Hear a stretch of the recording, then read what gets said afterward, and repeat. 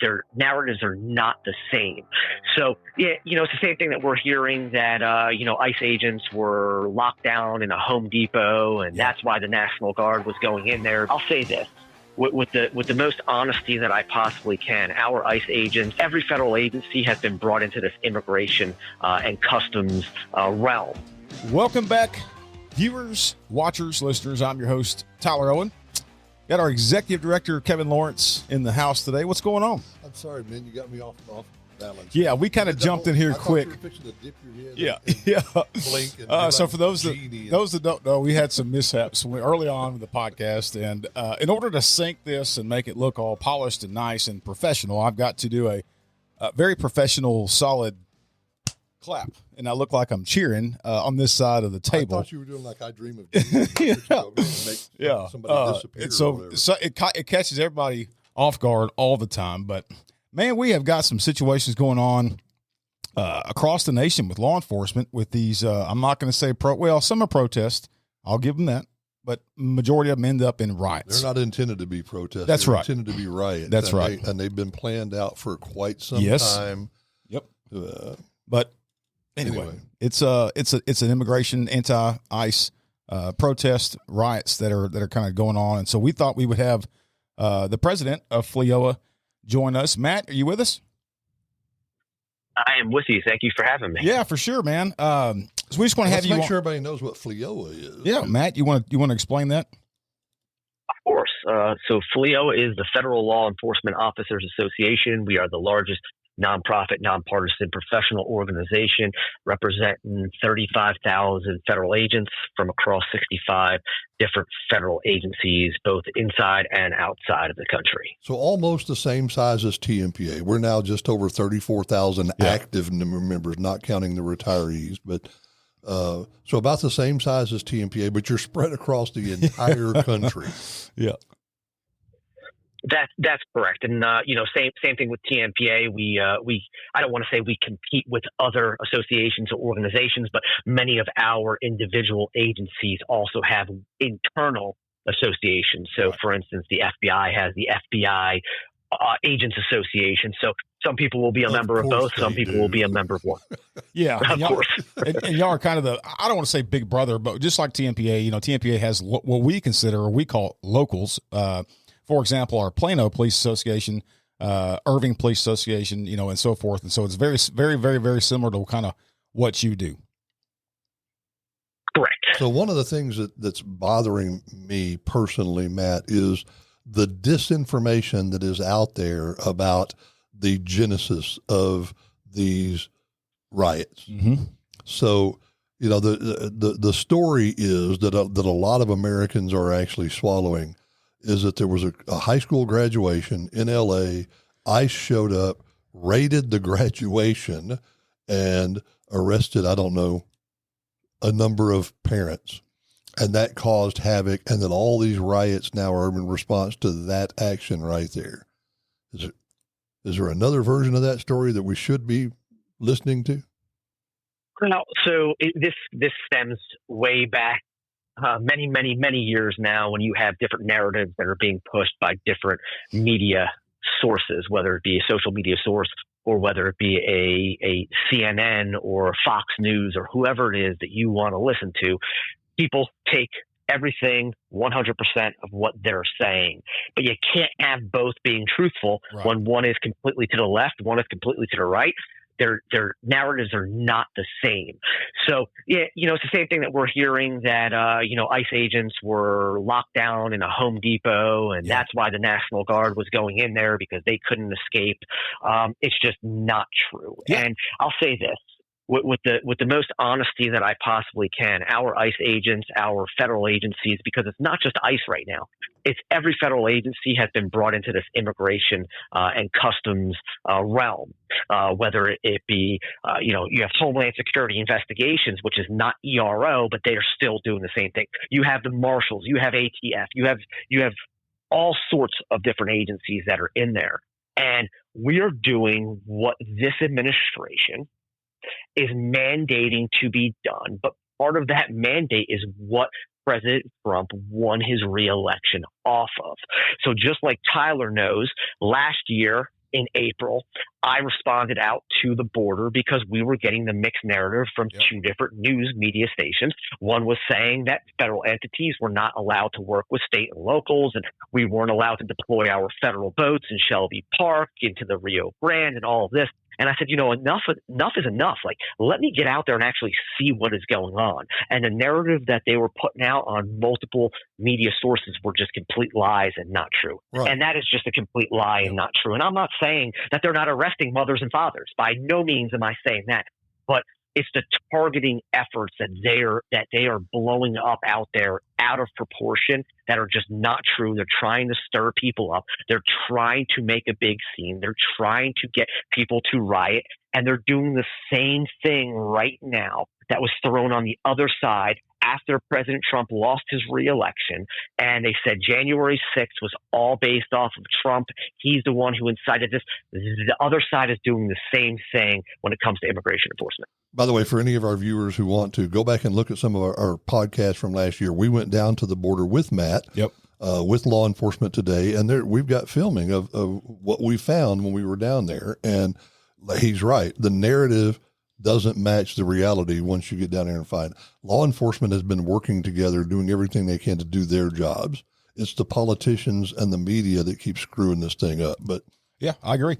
It's like they have a little bit of the context of what happened, and then they sprinkle some bullshit on it, and then we get what we get. And because back to what you asked about the high school, I had reached out to, is it O'Hare, the ICE president, Matt? That's correct. Well, I reached out to him today, and to his knowledge, that's not factual. There was a illegal immigrant that was a target because of a prior arrest or some type of other offenses outside of the United States. Right. He came here illegally. Correct. Yep. Right. And so he was arrested the night before of his daughter's graduation, and he wasn't able to make it. Bad decisions, that's right. But it was the night before. Correct. It was not at graduation. Not at the graduation itself. Right.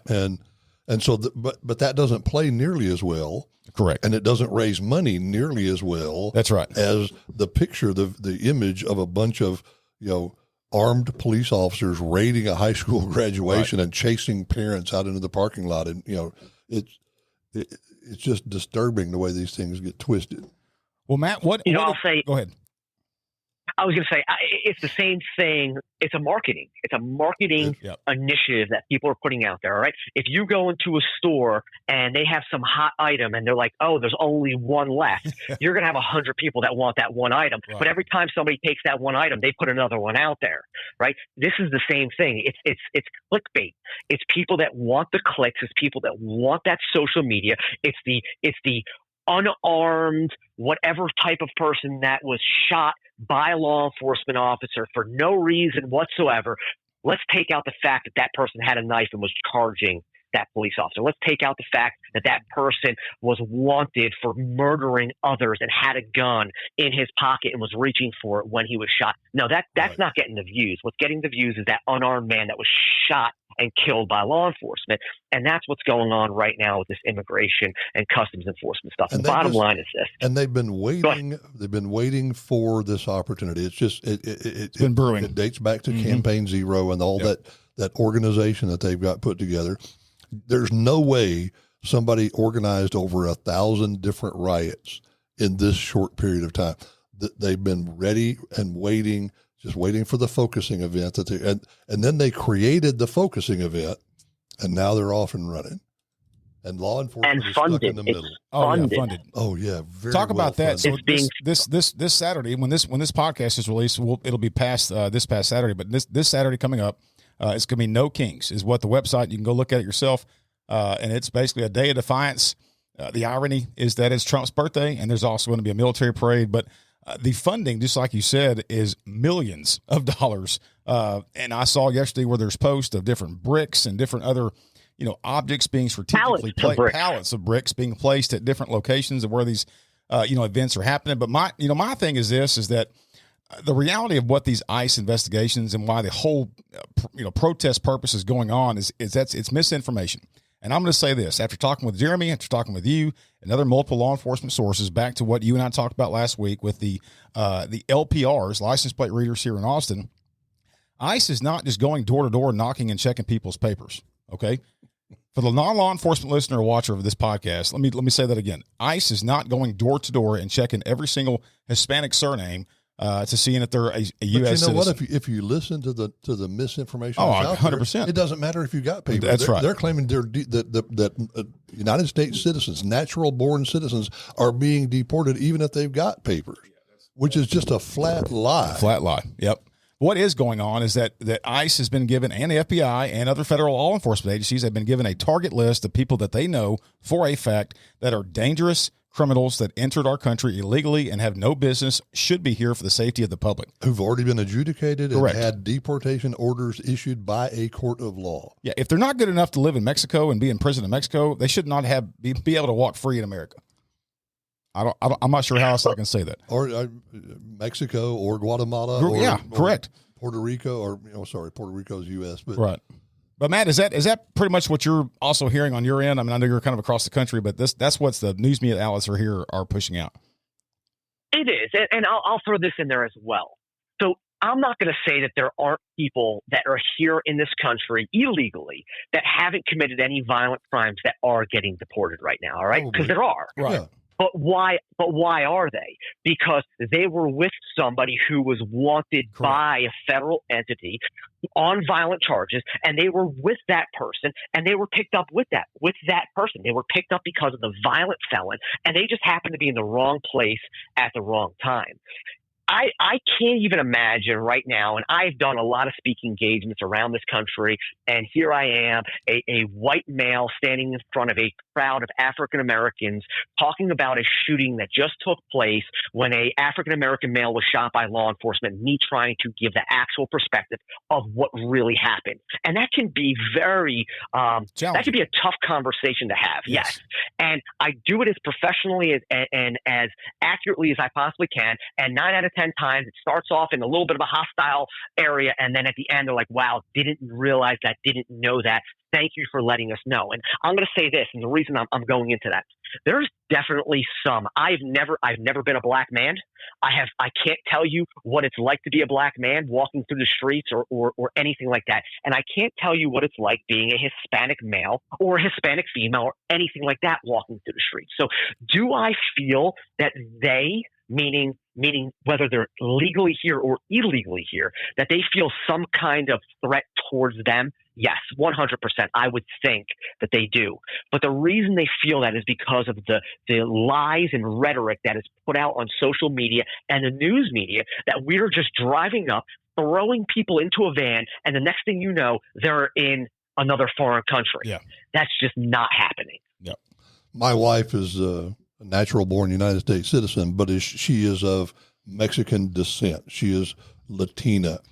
And I got to tell you, I watch her getting bullied and threatened on her social media by friends and acquaintances of hers who are calling her all kinds of names because she actually supports deporting illegal aliens and enforcing our borders, And there's a lot of bullying and intimidation that goes on here, which leads me to this question, Matt. I hear that in L.A., when the federal agents started getting ambushed, attacked, whatever, that Los Angeles PD, Los Angeles County Sheriff's Department were ordered to stand down and not assist. Is there any truth to that rumor? So that's the story that I'm getting as well. Whether it's the truth or whether it's not, because I've seen media posts of both. I've seen it, we are going to stand down. I've seen posts from LAPD chiefs saying, we're there for them, we're going to fight with them, we're going to help them. I don't know, because I'm just getting so many mixed reports. I think that if that is the case, that comes down to the simple fact that the mayor or the county executive or whoever runs that police department is giving an order, and that police chief is scared to lose their job. So instead of doing what's right, they're gonna follow their mayor so they can keep their job. And that's one of the problems with being a police chief in this country right now, is that if you can be terminated for not listening, even if it's not a lawful order, you're going to get terminated from that position. Yeah. And then who's going to be brought in behind you? It's going to be a yes man that's going to do whatever the mayor wants and not have the backs and support of our law enforcement officers, which is going to continue down the path of poor recruitment or retention of our officers. And a lot of these rioters, they couldn't tell you the difference between an ICE agent and a Border Patrol agent and a sheriff's deputy or a police officer. So a lot of them, when they start targeting law enforcement, they're going to target the uniform, and they don't care which uniform it is. So and that's my concern. We're all in this together. Yes. And I asked that question because we've had commissioners' courts, city councils, mayors, or in Texas who have ordered their law enforcement agencies not to cooperate with federal agencies in whatever the matters were. So we're seeing that political influence, also here in Texas, which you wouldn't think that would happen in Texas, but we've got a few pockets. What I will say about that right now, coming out of Attorney General Pam Bondi's mouth, if you do not work with our federal entities, you will lose your federal funding. I was at a White House roundtable with her when she said it to other people that were either major county sheriffs or major county chiefs that wanted funding for their people. And I don't disagree with that. If you are not going to support and work with, then how are we going to continue to give you money to do what? To fight against us? We need to all work together. We have right now declining crime rates across the country. And I take that based off of the fact of the immigration and customs enforcement that we are doing, the tougher on crime state's attorneys that we have in place right now to get that done.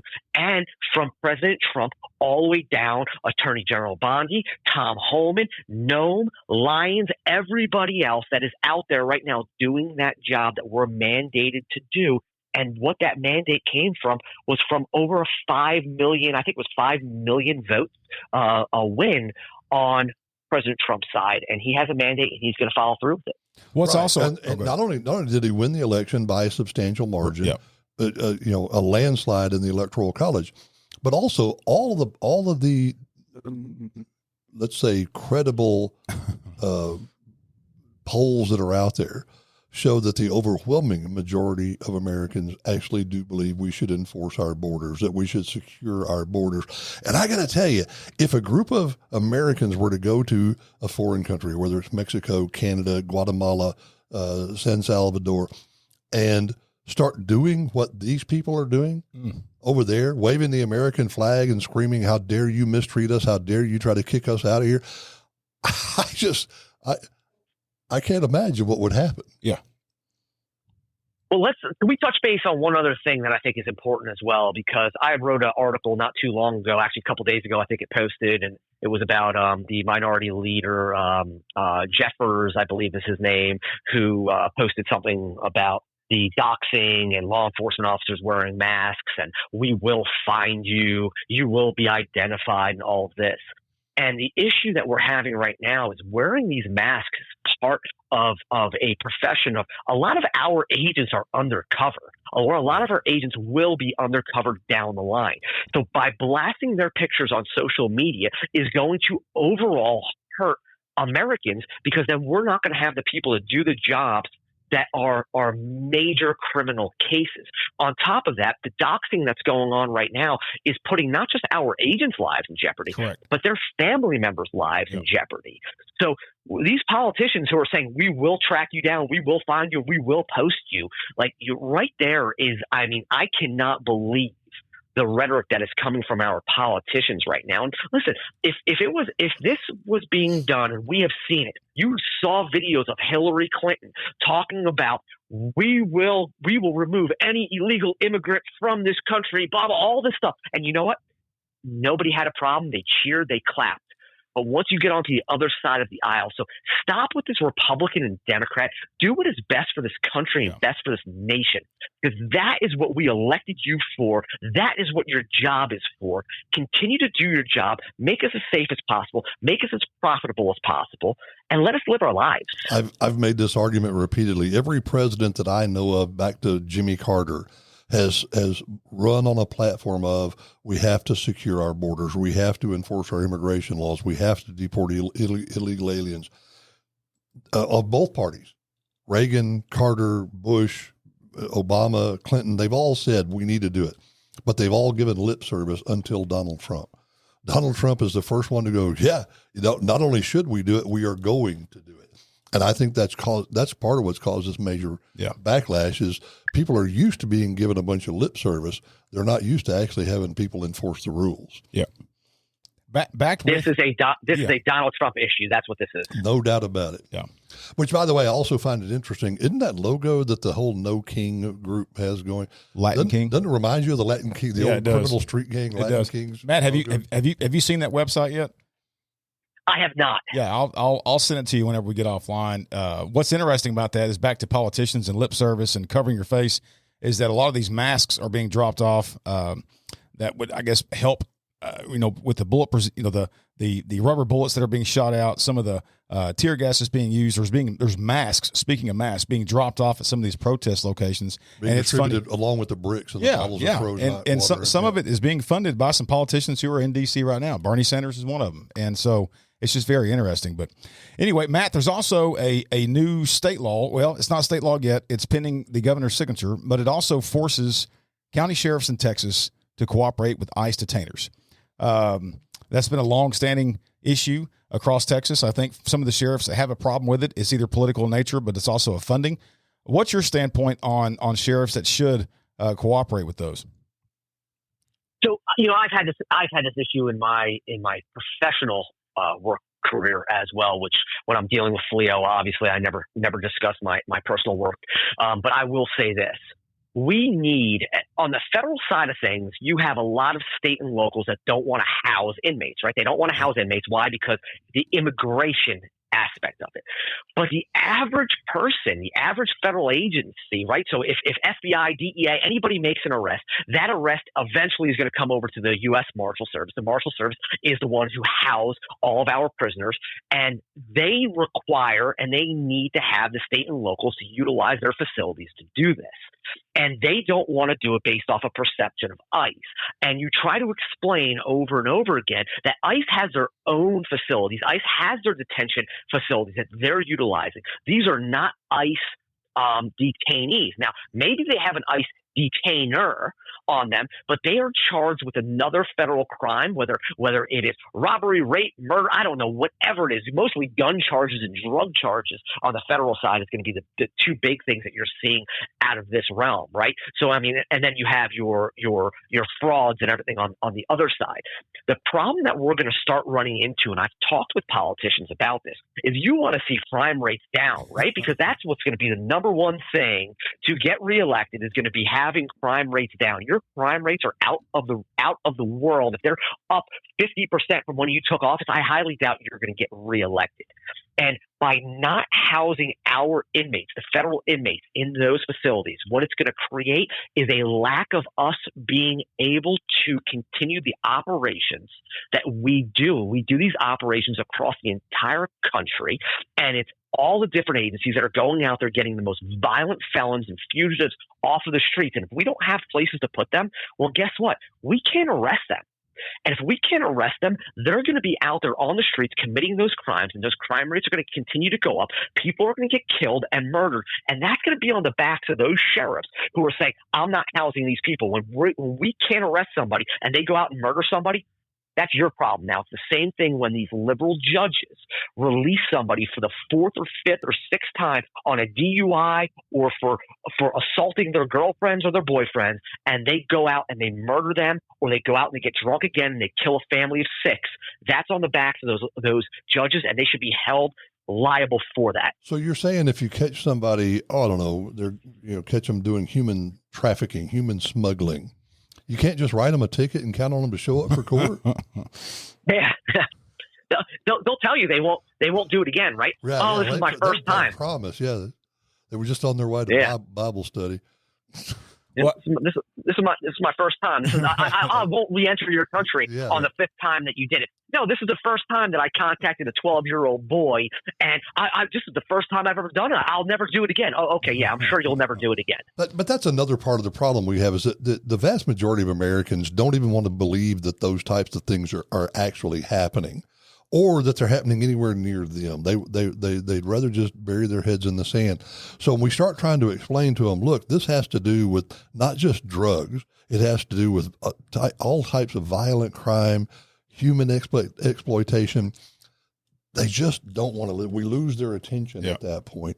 And the American public needs to wake up. They do. It's kind of like the whole thing.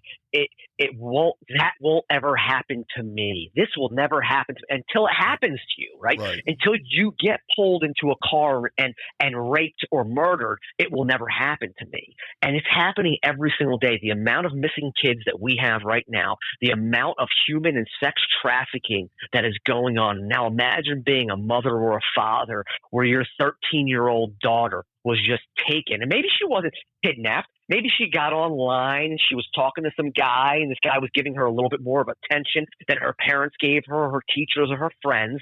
And she, let me go over there. Next thing you know, a 13-year-old girl is out turning tricks all day long, hundreds and hundreds of men a month. This is what's happening out there. And I sit through conferences, human trafficking conferences, where girls who were trafficked tell us about the horrific events that happened to them. But it will never happen to me. Right. That on top of the fentanyl crisis. I mean, we could go on and on and on about the dangers of the open border, and the reality is that it's happening in our backyards, it's happening in our rural cities, it's happening in our big cities, and something's got to be done about it. And Trump's trying to do that. Yeah, finally, we got somebody who's willing to try to enforce the rules. But I'm sorry, we've got a significant portion of our public, and I'm not saying they're a majority, but we've got a significant portion of our public that not only believes that the rules shouldn't apply to them, they just don't think we ought to have rules. Yeah, that's true. That's true. Well, Matt, I can't thank you enough for. Go ahead. No, I was saying that goes along the lines of everything. Listen, every administration that's come in has appointed people to positions to do a job. And now when Trump appoints people, or he puts, let's just say Elon Musk, if you want to bring up a controversy there, puts Elon Musk into a position. Oh, we didn't elect Elon Musk. Well, that you don't have to elect Elon Musk. The president gets to appoint people. And guess what? Biden did it, and Obama did it, and every other president has done similar things. I'm not saying to the same extent, but they put people into positions to do jobs. But no matter what President Trump does, he is going to have a large part of this country. And I am getting really tired of every day since he has won office. I got a lot of friends that are Democrats, right? That's fine. I can care less. I don't play the political line. But every day it's 5 or 6 posts about negative things. It's like, is this going to go on for the next 4 years? Like, either get over it, leave the country, or just, I mean, I don't even know what else to tell people to do. Like, this is what we have now. This is either what you wanted or you didn't want, what we have or what you're stuck with. It is what it is. Right. Move on. And in a couple of years, you can elect somebody else into office and see what happens. Yeah. The power of election. It's up to you. That's it. Well, we can't thank you enough for giving us a call. Is there anything else you want to leave the listener, viewer, watcher? A side note? No, listen, I appreciate you all. I appreciate all of our law enforcement and military officers that are out there right now. We're doing the jobs that we swore an oath to do. Some of our officers, some of our agents, or many of them might not agree with everything that they do. However, we have taken an oath to do a job. And as long as it is not illegal for us to do it, all right, or goes against the Constitution, where a lot of people want to say this is against the Constitution, but it hasn't been upheld, they're still doing their job because that's what they've sworn to do. If your boss tells you to do something and you don't do it, there's repercussions that come down. So, everybody that's out there blaming our ICE agents and our ICE officers, it's not them. All right? It's not them. If you want to blame people, there's other people that you can blame. There's other people you can take it to. But to assault one of these law enforcement officers, and thank you to the director of the FBI, Kash Patel, for making his statement. You assault a police officer, you will go to jail. And AG Bondi, I will tell you right now from my many meetings with her, she is not somebody to mess around with. She is going to do what she says she's going to do. And I think that right now our law enforcement officers feel empowered that we have the support of our law enforcement supporters. All right, not the haters, but the supporters, which are the majority of our communities, and they have the support of many of our elected officials, and that hasn't been felt in very many years. So thank you all very much. God bless you all. Stay safe, and always around if you need me. Thank you, Matt. Always appreciate you. Anything that we can do to help you out, please let us know. Will do. We'll see. All right, guys. Thank you so much. Bye-bye. Thank you, sir. Bye. Again, that was Matt with the Federal Law Enforcement Officers Association, otherwise known as FLEOA. And, it's just, I was driving here this morning. I was just telling you this, that, the streets closed down here in Austin. And my fear is that we're going to go through another 2020 riots here in Austin. You know, we've got that big event going on Saturday, and I don't want to speak for Kevin, but I will say this for the Tmpa members out there that are having to deal with this challenging situations and being caught in the middle of let's just call it what it is, national politics. They're caught right in the middle of inside their communities. We're here. Right. Give us a call. I mean, I don't know how else to say it. You've got your orders and you've got to protect your communities, but what's really irritating is seeing the agitators that don't live in the communities that you serve, that don't live in the communities that you wake up to every single day, are the ones coming in here. We saw it yesterday. We saw 5 busload charter buses going into Austin to be agitators at the protest that turned into a riot last night. And so you just got to keep your head on a swivel. And I was amazed. You sent me the website for this No King thing, and I looked at the map that they've got out there with all the events they've already got planned. Yeah. And anybody who hasn't gone and looked at it, please do. It's incredible, the thousands of dots on that map that they've already got these, what they're calling protests, what I'm calling riots, because that's what they're going to turn into vast majority of the time. It's amazing just how well organized, how well funded that they are. None of this is happening by chance. Well, and the irony, I was listening to a radio broadcast this morning. They were talking about January 6th, and Trump not bringing in or the National Guard. Everybody was screaming about the National Guard coming in, and then he enforces the National Guard or deploys the National Guard to Los Angeles because they were overwhelmed. And I think Trump recognized, and I'll speak to Matt's point. Trump, by the way, Trump offered support National Guard. Nancy Pelosi turned it down. Right. So what's interesting is that CNN, and for those that have been watching this podcast for the number of podcasts, the episodes that we've had, CNN got a gotcha moment with Joe Grimaldi. And they almost got one yesterday with the Los Angeles County Sheriff by cornering him into a position of saying that he had basically told his deputies not to go out there and do what they needed to do. And he politely just said, my deputies are here to support any law enforcement agency, federal, state, or local, and they're going to continue to do so at a professional and high standard. And so, to me, that said that it was more the police chief. I think is it Mayor Bass, I believe, with Los Angeles. It's just it's a huge challenge that they're dealing with in California right now, and I hope we in Texas don't end up like that. I'm sorry, but we're going to. And I'd like to say there was some of it in Austin last night. There's a lot more of it planned for this coming weekend. Dallas. Yeah. Our local officers are going to wind up having to deal with this. And what I would say to them is do exactly what you always do. Go out and do your job to the best of your ability and let the chips fall where they may. And God love you. God bless you for being willing to continue putting on that badge and that uniform and going out and do this job, because we need you now more than we ever have. Yeah, for sure.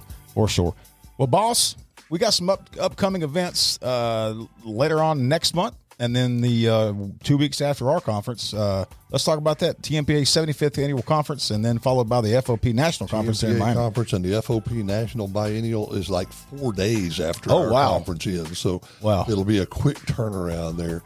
Unfortunately, they plan it for places like South Beach and Miami. And I don't know what we're going to do for fun over there. I have no idea. How can somebody register for the National FOP Conference if they want to join that? The National, you register once you get there. Okay. So it's all based upon the lodges and so on and so forth. What you do have to find out is where your state is going to be residing, because it's at a big convention center, and there's a lot of hotels down there in South Beach, and each state is assigned to a separate hotel. So the Tmpa is going to be at the Cadillac Bar and Resort Hotel or something. That doesn't sound fun. That doesn't sound like fun at all. No. But there's a link that you have to use through the FOP website to actually go and get your hotel rooms. If you try to call your hotel and register, they will tell you, sorry, we're booked. You're booked. Yeah, okay. You got to go. We're going to try to get that pushed out at some point, maybe this week. Tmpa conference, on the other hand, correct. In Houston, Hyatt Regency, 1200 Louisiana Street. 26th to the 28th. 26th to the 28th. If you have not registered already, please go to the Tmpa website and get registered, and then go book your hotel room. Yeah, it's going to be a good time, and I can't wait. 75th anniversary. 75th Conference. anniversary. 75th, and it actually coincides with our 75th annual conference as well, because we missed a year because of COVID. Yeah, so, it's going to be a good time. Yeah. Anything else you want to say? I said it. God love all of you. Yeah. Be safe. You need something, you know where to find us. Well, just like Kevin said, you guys take care. Be safe. God bless you. And as always, may God bless Texas. We're out.